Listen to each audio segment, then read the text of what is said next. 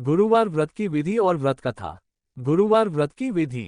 गुरुवार या वीरवार को भगवान बृहस्पति की पूजा का विधान है।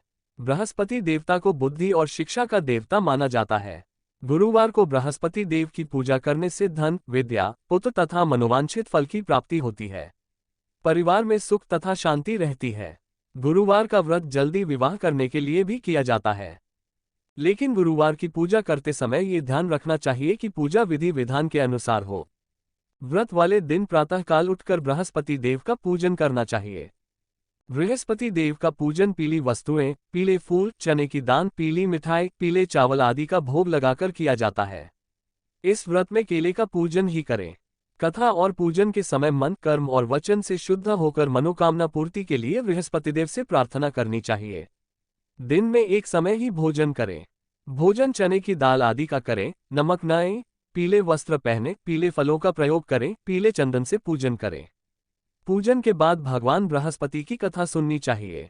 गुरुवार व्रत की कथा प्राचीन समय की बात है।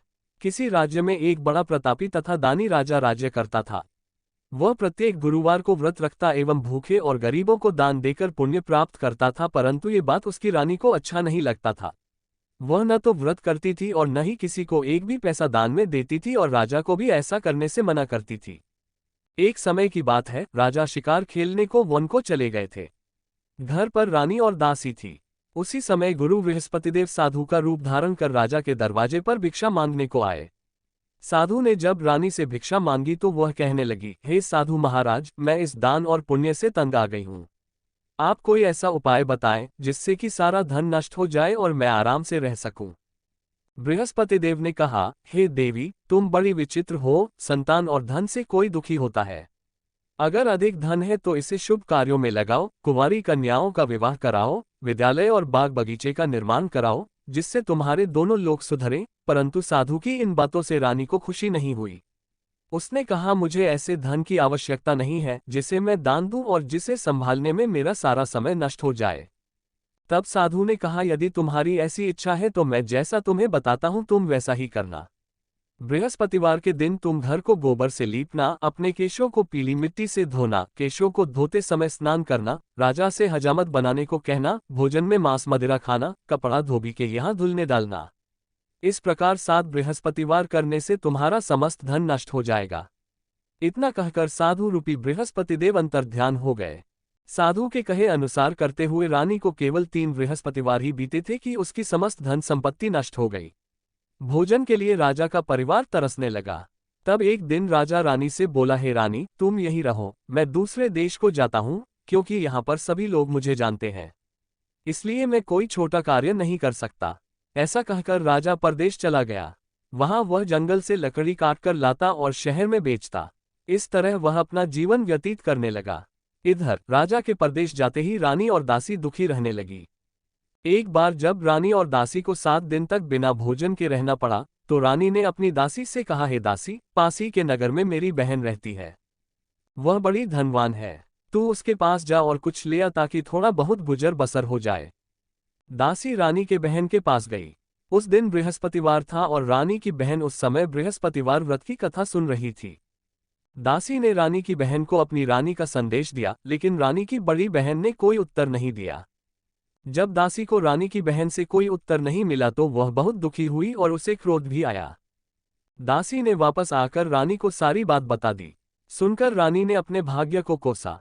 उधर रानी की बहन ने सोचा कि मेरी बहन की दासी आई थी, परंतु मैं उससे नहीं बोली, इससे वह बहुत दुखी हुई होगी। कथा सुनकर और पूजन समाप्त कर वह अपनी बहन के घर आए और कहने लगी, हे बहन, मैं बृहस्पतिवार का व्रत कर रही थी। तुम्हारी दासी मेरे घर आई थी, परंतु जब तक कथा होती है तब तक न तो उठते हैं और न ही बोलते हैं, इसलिए मैं नहीं बोली। कहो दासी क्यों गई थी?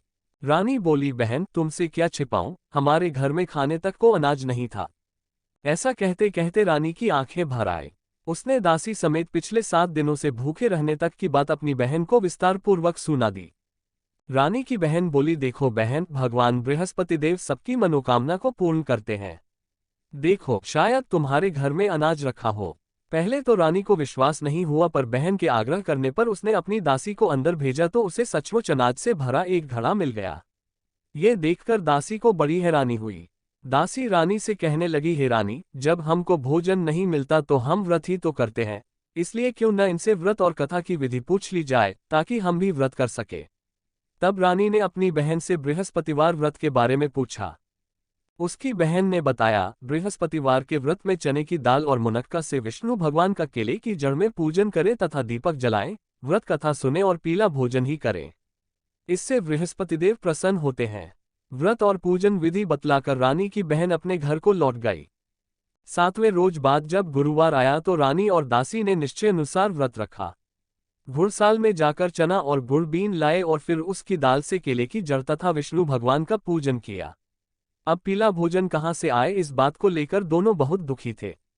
चूंकि उन्होंने व्रत रखा था इसलिए गुरुदेव उन पर प्रसन्न थे, इसलिए वे एक साधारण व्यक्ति का रूप धारण कर 2 थालों में सुंदर पीला भोजन दासी को दे गए।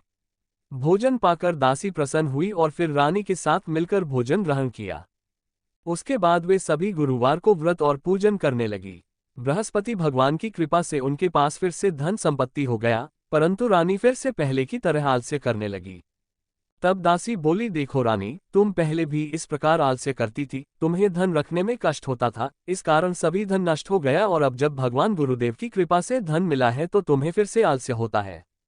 बड़ी मुसीबतों के बाद हमने ये धन पाया है, इसलिए हमें दान पुण्य करना चाहिए, भूखे मनुष्यों को भोजन कराना चाहिए और धन को शुभ कार्यों में खर्च करना चाहिए, जिससे तुम्हारे कुल का यश बढ़ेगा, स्वर्ग की प्राप्ति हो और पितर प्रसन्न हो।